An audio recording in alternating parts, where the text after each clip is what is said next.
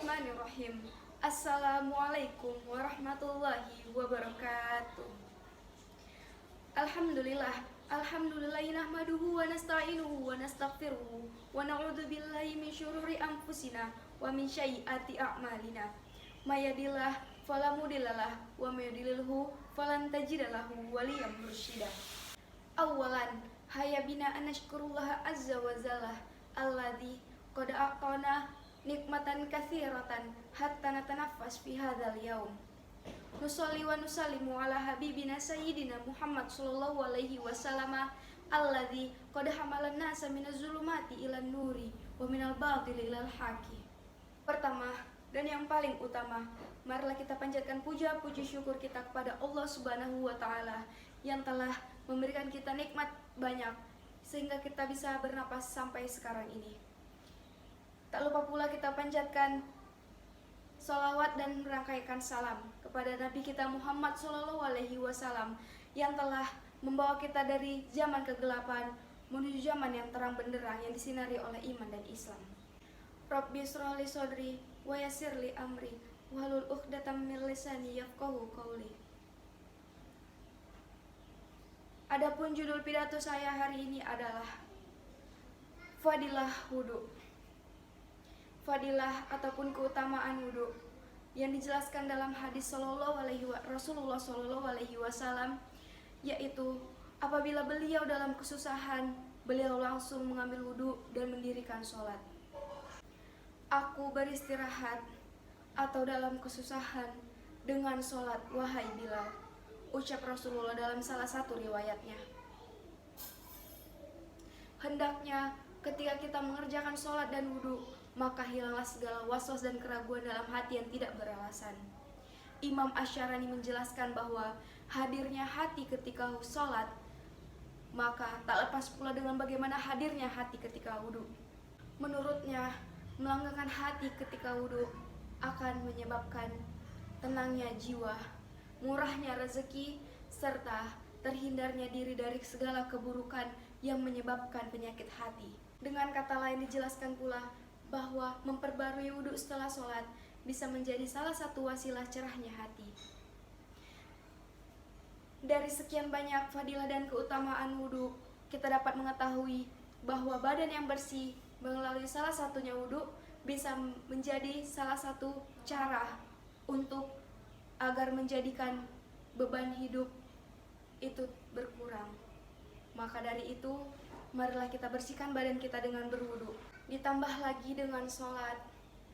Banyak keterangan yang menjelaskan bahwa dari ajaran agama Islam dan berdoa, kita akan mendapatkan ketenangan serta menambahkan optimisme. Terlebih lagi, badan yang segar dan bersih seusai wudu akan menjadikan nilai tambahan tersendiri. Semoga kita dijadikan hamba yang senantiasa menyucikan diri, lahir dan batin, bagaimana dijelaskan dalam Al-Quran. Sesungguhnya Allah mencintai orang-orang yang bertaubat, serta mencintai orang-orang yang mensucikan diri. Di antara beberapa keutamaan-keutamaan wudu yang dijelaskan dalam Kitabullah dan Sunnah Rasulullah SAW, yang pertama yaitu mengangkat derajat dan menjadi pencahayaan di padang mahsyar. Untuk fadilah dan keutamaan wudhu yang pertama yaitu mengangkat derajat umat manusia serta menjadi cahaya ketika di padang mahsyar kelak. Seperti yang kita ketahui bahwa wudhu adalah amalan yang sangat ringan, namun memiliki pengaruh yang sangat dahsyat. Selain dapat menghapuskan dosa-dosa kecil, wudhu juga bisa mengangkat derajat umat manusia. Begitu pula dijelaskan dalam hadis Shallallahu Alaihi Wasallam bahwa wudhu dapat menjadikan cahaya ketika kita di padang mahsyar kelak, karena Rasulullah Shallallahu Alaihi Wasallam akan mengenali hambanya ketika di padang mahsyar kelak karena wudunya. Seperti yang saya jelaskan tadi bahwa wudu dapat dijadikan cahaya, dapat menjadi cahaya ketika kita di padang mahsyar kelak, seperti yang dijelaskan dalam hadis berikut ini. Tablughul hilyah minal mu'min haitsu yablughul wudu, yang artinya perhiasan seorang mukmin akan mencapai tempat yang dicapai oleh wudu. Muslim At-Thaharah bab 585. Dan untuk yang kedua yaitu syarat masuknya sholat. Seperti yang kita ketahui bahwa ketika seseorang ingin memasuki rumah, maka ada syarat-syarat yang harus dia lakukan, yaitu dengan memasuki pintu-pintu yang ada terdapat dalam rumah tersebut. Namun, bagaimana dia bisa melewati pintu itu? Dia harus melewati syarat-syaratnya juga. Begitulah perumpamaan bahwa ketika seseorang ingin memasuki sholat, maka dia harus melewati dulu syarat-syarat sholat tersebut, yaitu salah satunya adalah dengan berwudu. Seperti dalam hadis berikut ini. La tuqbalus shalah man ahdatsa hatta yatawaddo, yang artinya tidak akan diterima sholat orang yang berhadas sampai dia berwudu. Hadis riwayat Al-Bukhari ayat 135 dan Muslim ayat 536. Dan untuk fadilah yang ketiga dan keutamaannya yaitu wudu dapat menghapus dosa-dosa kecil umat manusia serta mengangkat derajat kita ketika di surga kelak. Wudu adalah amalan yang sangat ringan dan sangat mudah dikerjakan, tetapi memiliki pahala dan pengaruh yang sangat dahsyat, yaitu adalah mengangkat derajat kita di surga kelak serta menghapus dosa-dosa kecil kita yang telah kita kerjakan di dunia ini, seperti yang dijelaskan oleh hadis Shallallahu Alaihi Wasallam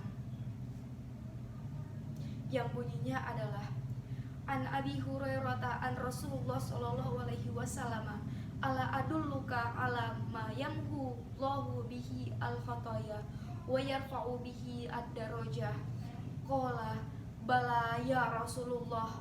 Qala ibtaghul wudu ila makari wa kasratul khata ilal masajid wa intizari shalah ba'da shalah wa dzalikumur ribat, yang artinya Sallallahu berkata kepada sahabatnya, apakah kalian ingin tahu amalan yang dapat menghapuskan dosa-dosa kecil dan mengangkat derajat kalian?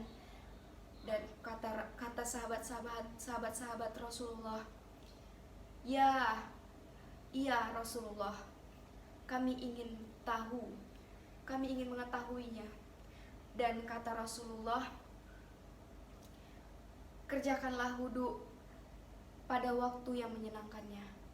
Kemudian perbanyaklah langkah kalian ke masjid, serta tunggulah sholat setelah sholat, dan itulah pos yang utama. Masih banyak lagi fadilah dan keutamaan wudu yang bisa kita dapatkan setelah mengerjakannya. Namun hanya 3 itu saja yang dapat saya sampaikan. Semoga kita dapat mengerjakannya dengan senang hati dan semoga kita menjadi hamba-hamba yang istiqomah. Amin ya rabbal alamin. Saya akhiri pidato saya kali ini. Semoga bermanfaat untuk kita semua dan untuk saya sendiri. Saya akhiri dengan Assalamualaikum warahmatullahi wabarakatuh.